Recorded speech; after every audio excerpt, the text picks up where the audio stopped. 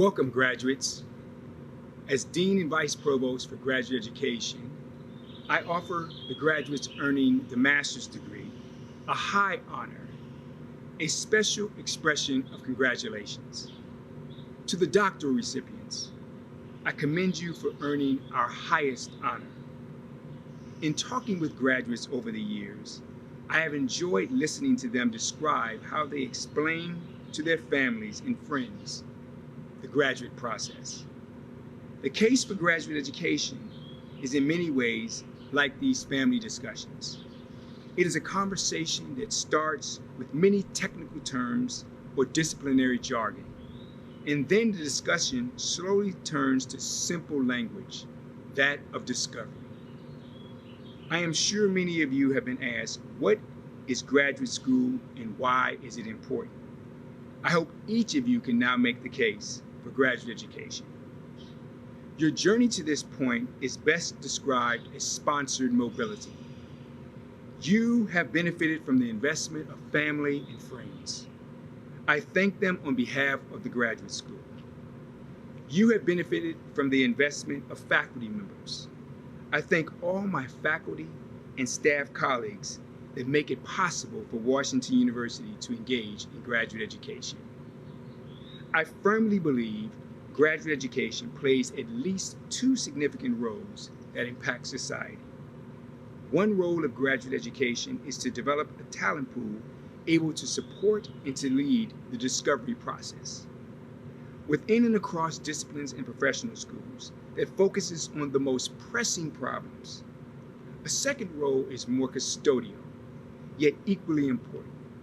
Graduate education involves not only supporting discovery, but serving as the forum for engaging that which was once known but is at risk of oversight.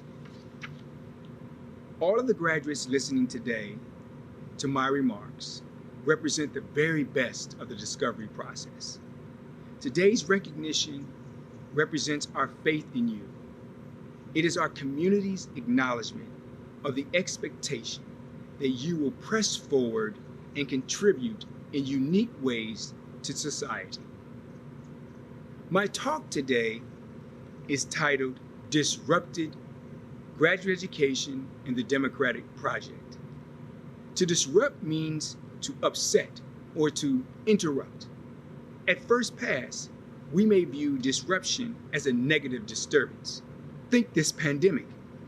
However, in higher education, we accept some disruptions with glee and great fortune.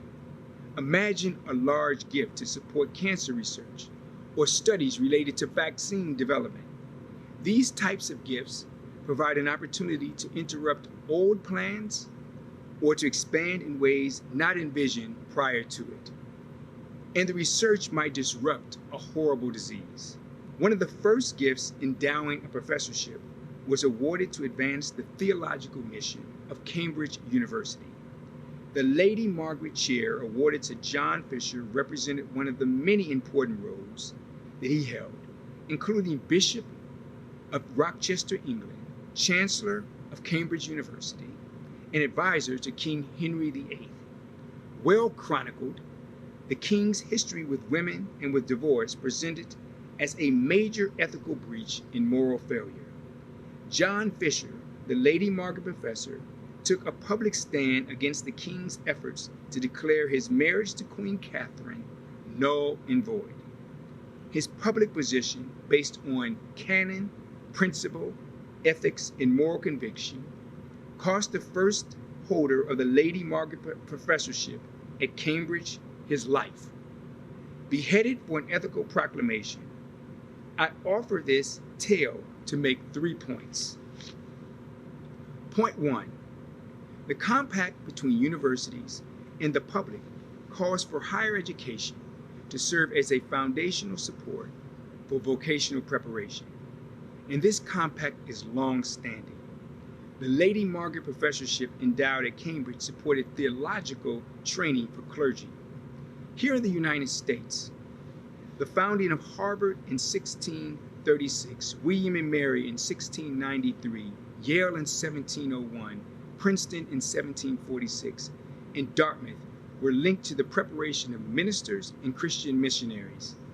Benjamin Franklin founded the University of Pennsylvania in 1740 with the aim to educate leaders in commerce, government, and public service.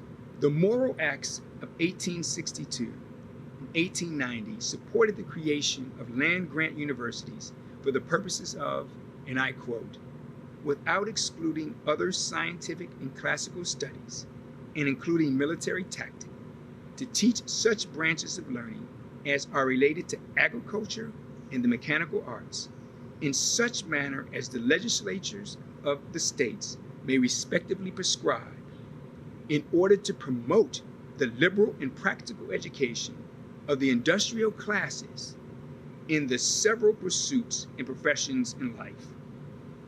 In Washington University's first president, William Greenleaf Eliot, remarked in his first address to the directors, "I hope to see the time when that which we call the practical and scientific development will stand in the foreground to give character to us all."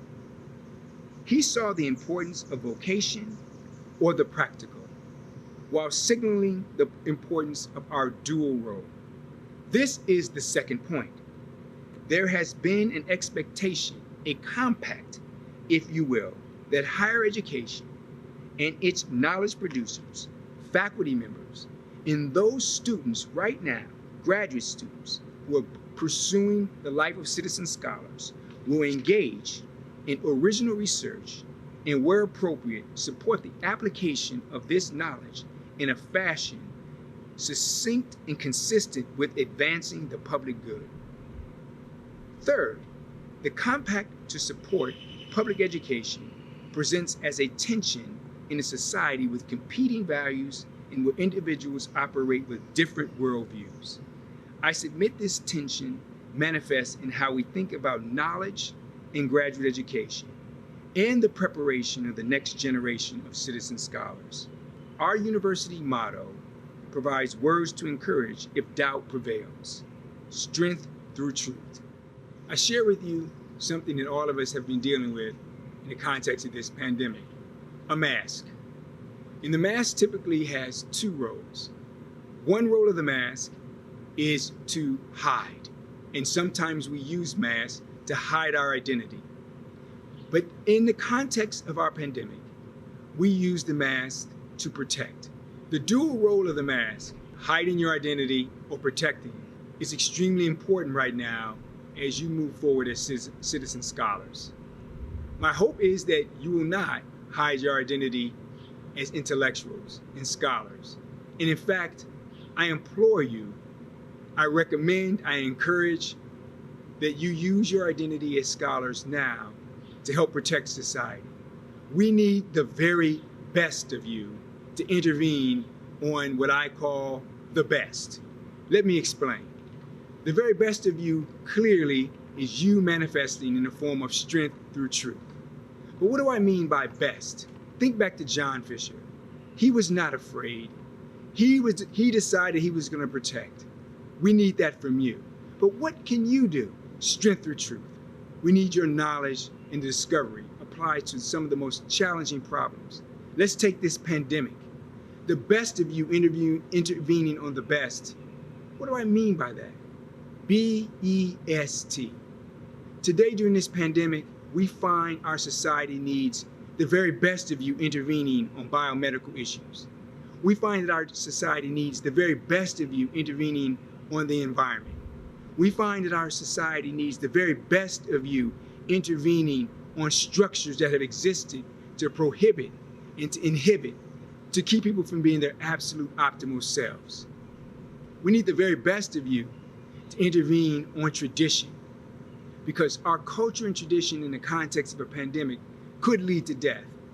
Taken in totality, if you think about what we need right now, we need the very best of scientists, humanists, social scientists, artists, and many other traditions that are right now represented in our graduation pool to being their very best as citizen scholars. We've never needed graduate education more in our society, and we've never needed you more. And that brings me great excitement today. This, my last speech as Dean of the Graduate School.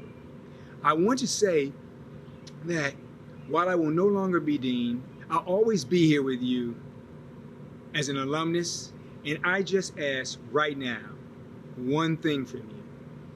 Give us your very best.